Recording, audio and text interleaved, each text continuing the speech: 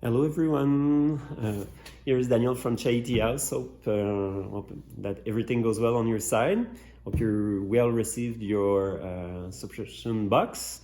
So I'm here to present you rapidly the different teas we have in the two versions of the Tea Road box. So the small version and the complete one. So little words on the teas we've put are all the new harvests we have. So we received 3 teas this spring. Some people are asking about why it takes so long this spring to get the teas. There's different little reasons about that. So there's the lockdowns in China, because besides the big cities that are playing the role of often for shipping the order to us, it's also in the little village. They don't talk too much about it, but in little village, tea village, there's some lockdowns too, like in FUDING that just opened back a few days ago. So that takes time. So they had problem to find people to harvest the tea or to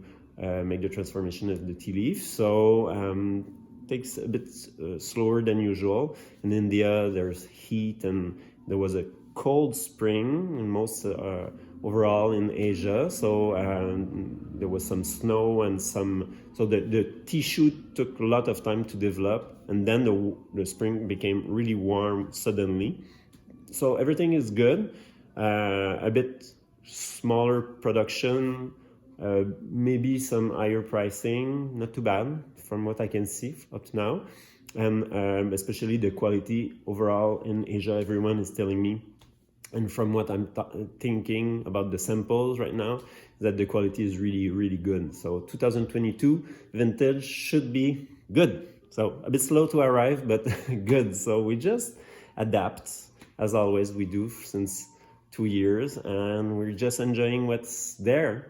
Tea is about that, about ephemeral and in present moment, enjoying simplicity of life. So here we go. I'll show you first what we have in the little tea box. So mystery tea this month.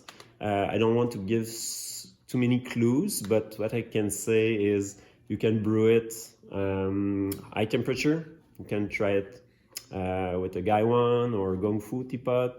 I really recommend to go until the last what can come out from the tea leaf if you brew successively mini brews in Gong Fu style, because there's maybe clues at the end when you finish brewing it after several infusion. So this can help, and otherwise you can just make a large teapot and just enjoy it. You have 15 grams in there, so you can make at least 3 good brews. So you have the sheet in the box to explain how to play for the tea game and submit your answers before the reveal that will be done at the moment of the live on the 3rd Sunday of May. Yeah, at 11 a.m. Okay, so the 3 other teas we have in the small tea box are the new harvests of this spring. So you have FUDING MAO JIAN. First, the green tea, that is one of our core pillars in terms of green tea, Chinese green tea. So it's very curly, dark green, emerald style leaf. No buds, so the bud was picked away to make a super expensive pre-Qingming green tea. So it was harvested end of March, which is really early for Chinese green tea. And what's left is the first and the second leaf that are here in the bag, and this makes that the quality is high. There's no beautiful bud to it, but the umami and the taste is really concentrated since it's an early spring harvest, and the price just makes it more convincing, because being cheaper like that for the high quality, just because there's no buds, beautiful to look at it. So I think that's a really good tea, a bit hazelnut and chocolate and mango to it. It's one of our favorites. So probably many of you have tasted it before, but that's the new crop, and it's really, really good this spring and super fresh. XIAO ZHONG from the same province, so in Fujian, in the Hui Mountains, they make XIAO ZHONG, which is like a small jinjunmei, they say, like petit jinjunmei, which is more everyday drinking black tea from that area. It's made from Mezanzen cultivar.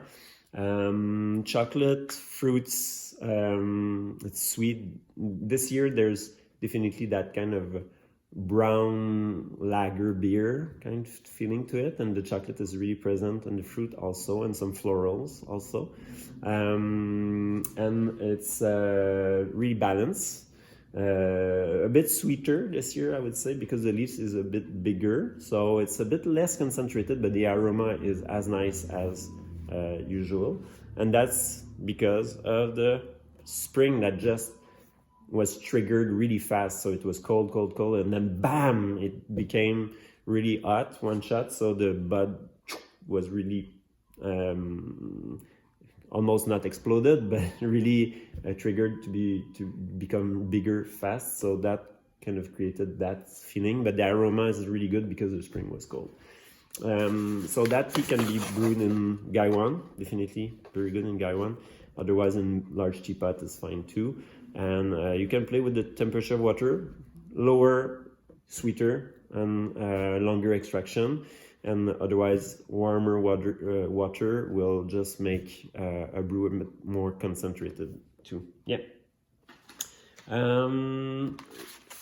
Last tea for the tea road, the small little box of the tea road is the Darjeeling Rohini first flush. So it's the lot number 1 from Jitikupi tea field in Rohini. So it's a clonal that is really early growing. So it's always like that type of AV2 clonal tea in Darjeeling grows the first, and Rohini is a bit lower altitude than other gardens like Spear, like Gopaldara or Samabeong and all that. So really light, and you'll see the leaves are really big.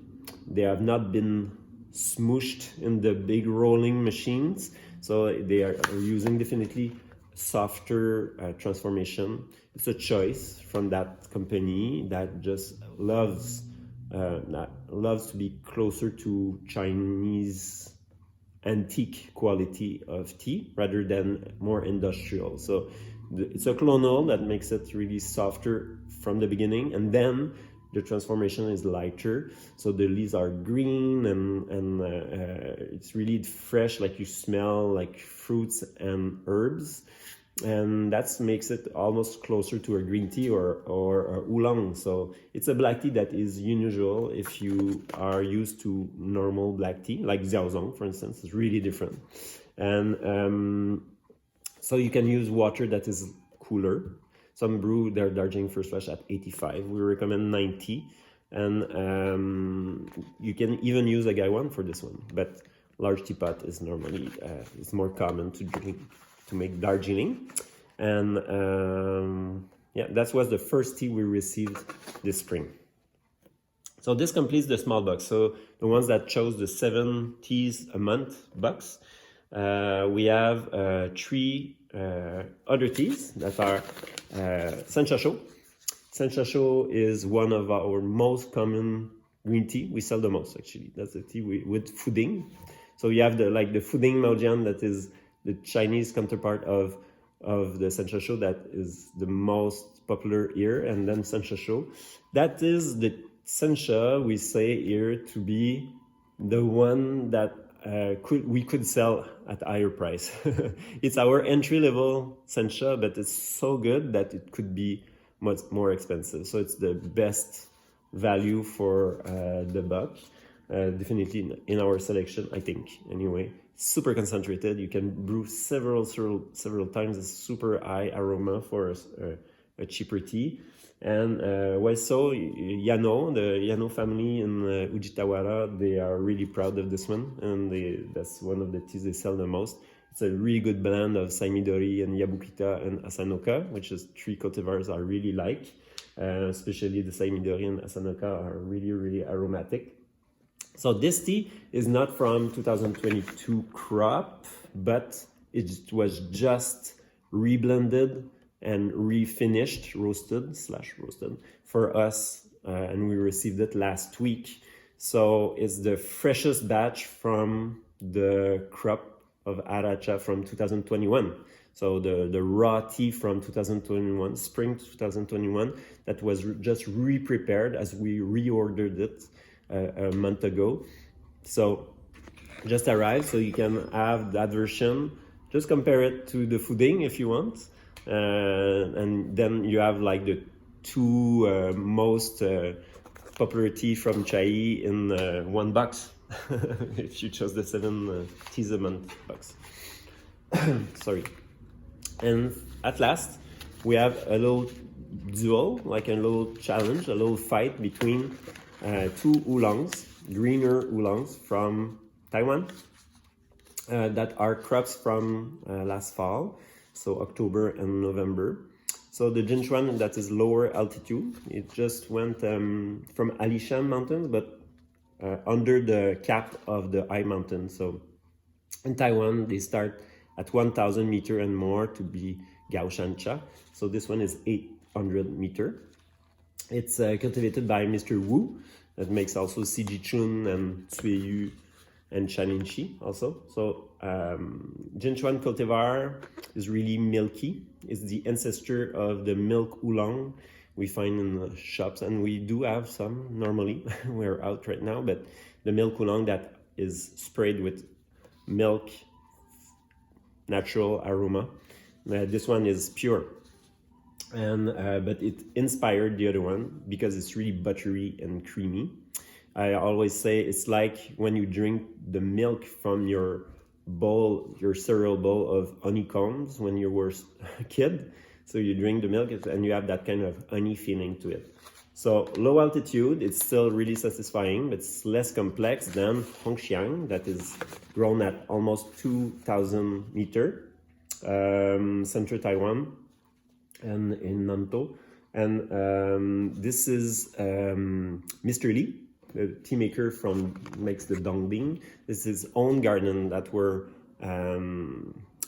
lost in the wilderness for almost a decade, and then they were recultivated. So the road was down; he could not get to the tea mountain, and when he found more than 10 years after the way to get back to the garden, the tea plants were almost like the bush were almost starting to become trees, and he just kept them really natural in the way of cultivating them.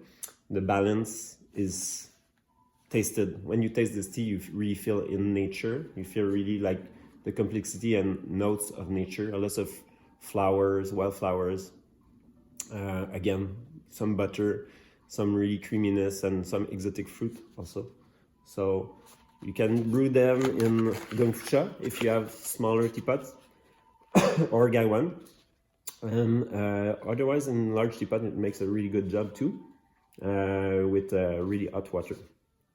And you can rebrew them a few times, especially XIANG. Higher priced teas normally are not just for the fashion version of it. Is because they're really concentrated and really shows off when you brew them many times. They get more complex also. So this is from SENCHA SHO. That's more. So that's XIANG is not well known in between all the tea mountains, Alishan and Shaninshi and Dayunin and Lishan, and so XIANG is kind of not well known. The reputation is not done so much. Anyway, in the internationally, I would say. So hope you'll enjoy these different teas. And what I can say also as news, we're preparing for the move to online only. The last date for the visiting the tea shop as a customer will be the 18th of June. Just was updated recently. So before we were saying the 23rd of June, now it's 18. We need a bit more time in the transition before 1st of July. We need to be gone from the location here. On the 19th, we might do spring tea festival, kind of just one day to see each other, and you can come and taste some teas and talk with me. And so this should be on Sunday, the Father's Day. I know it's not the ideal, but I had no choice. It was the only weekend I can do it. And so I'll just give some announcement on that in the newsletter and on social media, Instagram and Facebook. That is at Maison Chai, and you can always contact me at info@chai, and my phone is 819-205-1830. If you want to talk to me, I'll be super happy. If you want to write, I'll communicate with you within the best delay. We're a bit short of staff right now. Everything is a bit slower. You don't have the aromatic wheels this month because it's too. We at least did the labels, and we do our best right now with a smaller team and lots of work. So we're doing the best for you, and we are present for you, and looking forward to have a chat with you soon. So thank you, and enjoy the teas, enjoy your spring, and talk to you soon. Bye bye.